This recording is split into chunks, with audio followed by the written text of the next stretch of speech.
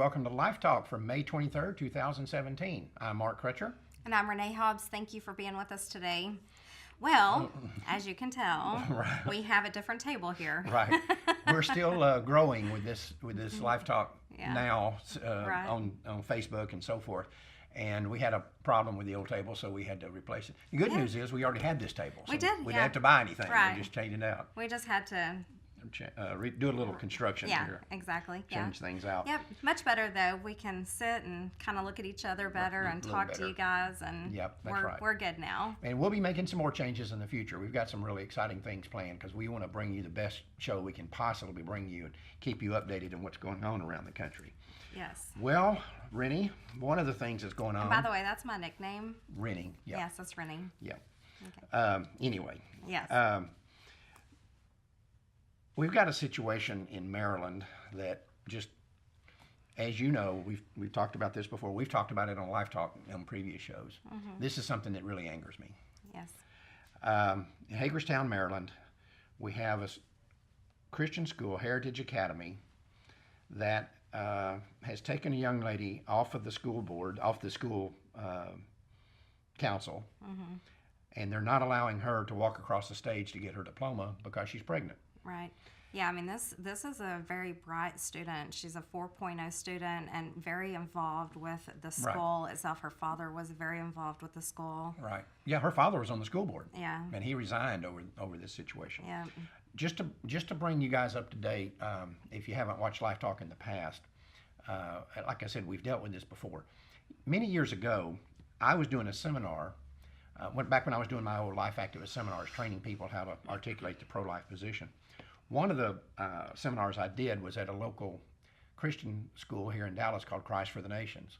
And Christ for the Nations was always hardcore pro-life. Any kind of event, they turned out people for it. They went to the March for Life when we had the big march back in the day when we had the big one in Dallas. And My kids go there in the summers for church camp. Really? Too. Yeah. I didn't know that. But They didn't last year, but the years before, yeah.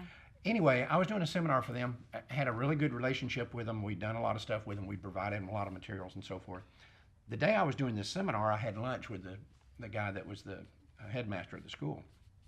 And we got to talking about various things. And somehow it came up that the CFNI, or Christ for the Nations Institute, policy was that if they found out a girl was pregnant, they brought her into the office. They sent somebody, a runner, to get her out of class and bring her into the office and send her home. She could not attend school. And I started arguing with this guy about this. And I said, don't you realize that what you're doing is creating abortions Absolutely. in Christian girls? Yep. That's what you're doing. And I said, let me ask you a question. And our conversation got very heated, almost to the point that I was not going to go back and finish the seminar. That's how angry I was about this. I said, let me ask you a question. Let's say that you had found out that a young lady in your school was engaged in premarital sex. She wasn't pregnant, but she was engaged in premarital sex, and you found out about it. What would you do with her? Would she be allowed to attend class? And he said, what we would do is we would bring her in, and we would counsel with her and tell her that this was not scriptural, that she do this, and that she should stop. But no, we wouldn't kick her out of school. I said, really? And I said, what if you found out a girl in the school had an abortion? What would you do? Same thing. We bring her in, counsel with her. So in other words, it's the girl who doesn't kill her baby Right. That gets special treatment, right. right? She's the one that's set aside.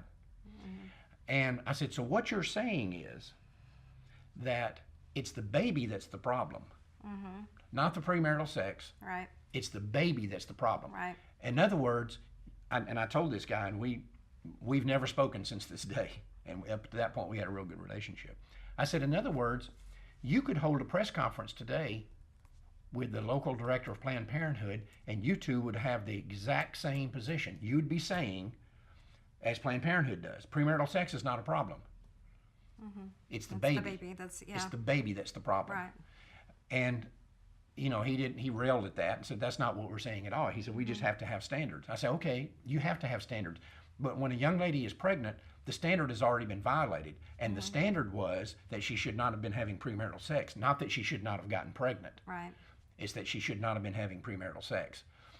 And he said, well, we just can't allow these kids to be walking down the hallways pregnant. And I said, okay, now, real close to their campus is a... I guess it supposedly gives their school a bad reputation. They're worried about how it looks for the school. Right. And he said basically that. He said, we can't afford... He said, we have parents coming here all the time to check out CFNI, see if they want to send their kids here. Right. All of a sudden, we've got a pregnant student walking down the hall. And I said, so it's the appearance that's bothering you. And it's not the premarital sex. And it wouldn't even be the problem that she had an abortion.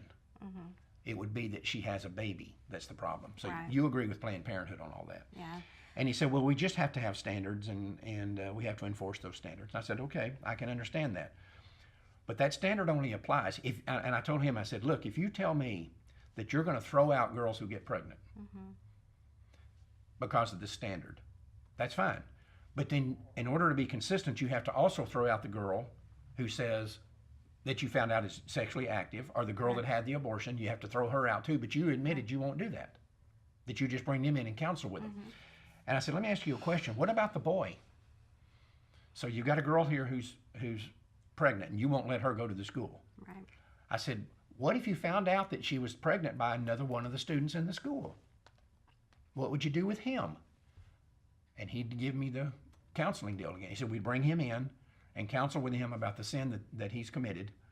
I said, would he automatically be thrown out of school? He said, no, he wouldn't.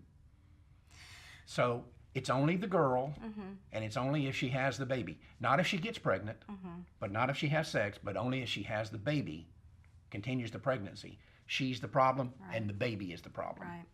It's... Well, you know, and the sad thing about this is that adolescents are adolescents. Kids are kids. They're going to get into drugs. They're going to get into alcohol. We pray not. I mean, you can raise your child in the church for their whole entire life, and they're still going to try experience new things. And this girl ended up getting pregnant. She made a mistake. And she, you know, and the baby is not the mistake no, either. That's right. That's the baby the point. is not the mistake. And she was willing to go in front of the whole entire school and apologize about this. And people have written to the principal and sent emails and letters, and he's still not going to recant. He is still kicking her out. Not letting her walk across the campus, across the stage to get her diploma. Right. And I don't care what you say, they can sugarcoat this all they want to. But in the final analysis, what they're saying is, we agree with Planned Parenthood. The baby is the problem. If she was on contraceptives, they wouldn't kick her out. If she had gotten pregnant and had an abortion, they wouldn't kick her out. Right. If she was just having sex, they wouldn't kick her out.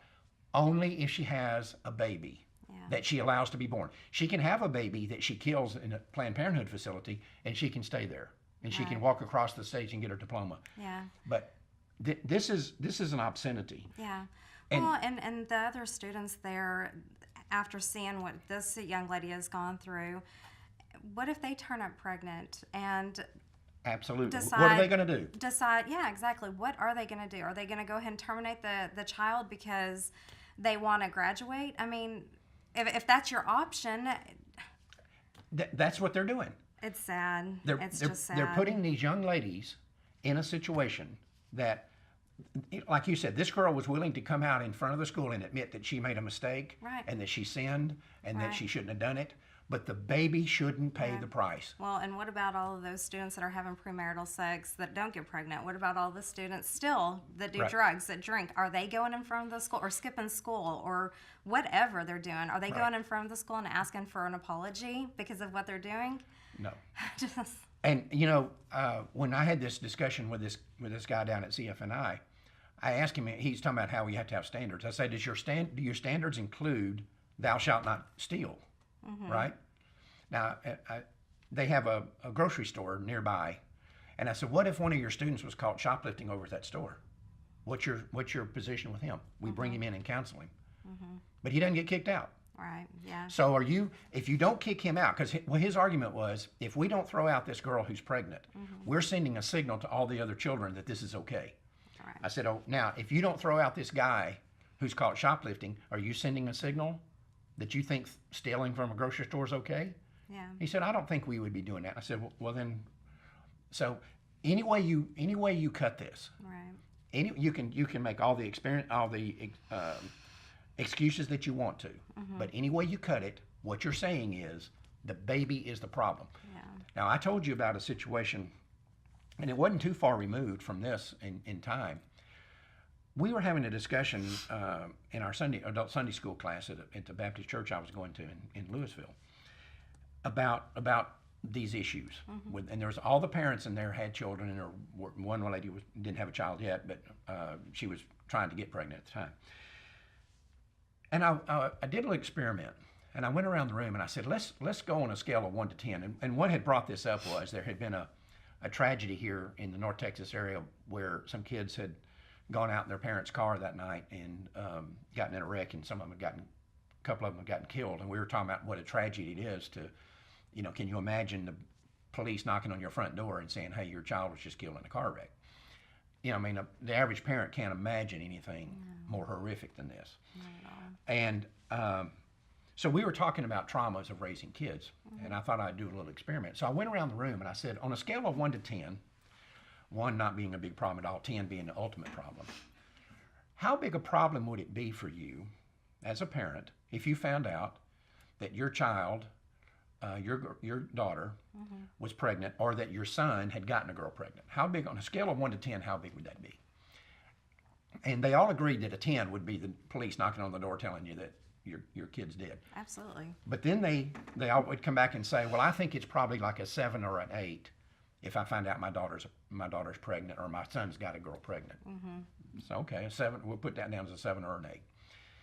And then we talked about some other things. Then I went back and I said, now let me ask you another question on this same scale of 1 to 10. How big a problem would it be for you if you found out that your daughter is sexually active? She's not pregnant, but she's sexually active. And you as a Christian family, you don't believe this is appropriate behavior. On a scale of 1 to 10, how big a trauma is that? And they didn't pick up, which is the reason I separated these questions. They didn't pick up on what I was doing. And the thing was, okay, on a scale of 1 to 10, if I find out my daughter's sexually active, that's probably like a 4 or a 5. Okay, so if she's pregnant, it's a 7 or an 8. But if she's just having sex, it's a 4 or a 5. Right. So what you're saying is, it's okay to have sex, but just don't get pregnant. Don't get pregnant. Right. Don't have a baby. Right. So what you're saying is, just like these Christian academies and just like Planned Parenthood, the baby is the problem. Yeah.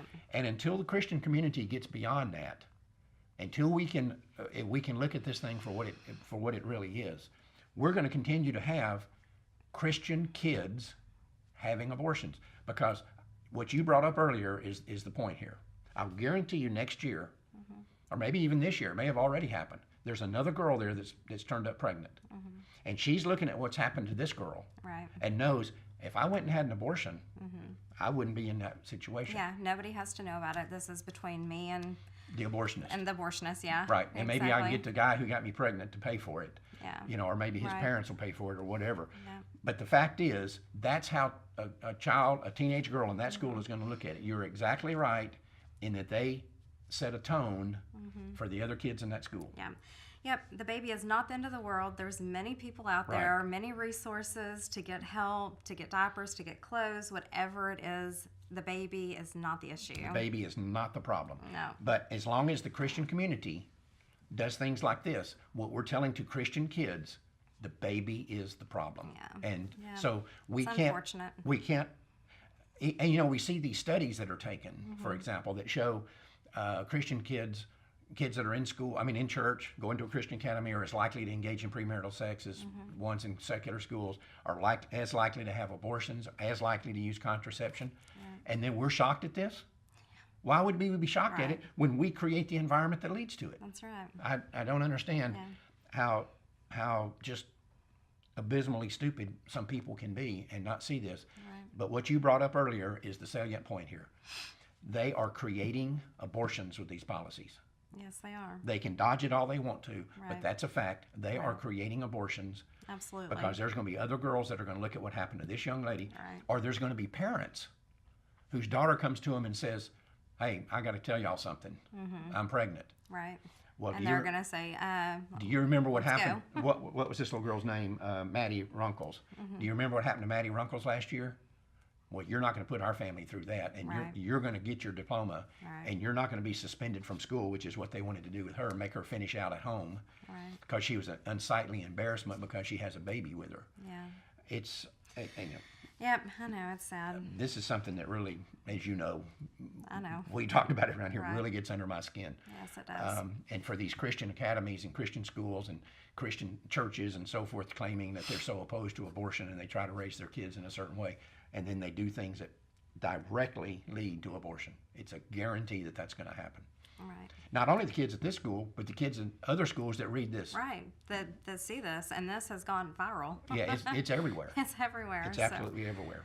Well, these anyway, anything students- else you got on this? No. You're Yeah. tired of hearing me rail about it? Because you hear me rail about it even when we're not on Life Talk. But it was one of those things that I've never had any more connection with CFNI, and I've never talked to any of the people there. We left on a very bad note, and it was sad, but that's what happened. And we've seen this time and time again. But we've got to quit agreeing with Planned Parenthood Right. that the baby is the problem. Well, maybe you got that school to think about their Maybe. position, possibly. I've not heard a thing, so Yeah. I don't know. Anyway, Yeah. we also did, by the way, right after this, one of the women in our office, I had her call Christian schools all over the country. We were amazed. Over half of them had this policy. Over half of them said they would not allow a pregnant girl to come to school. That's sad. They're just It's real sad. Anyway, that's all the time we have. Remember, Life Dynamics is not here to put up a good fight. We're here to win, because winning is how the killing stops. We'll see you next time.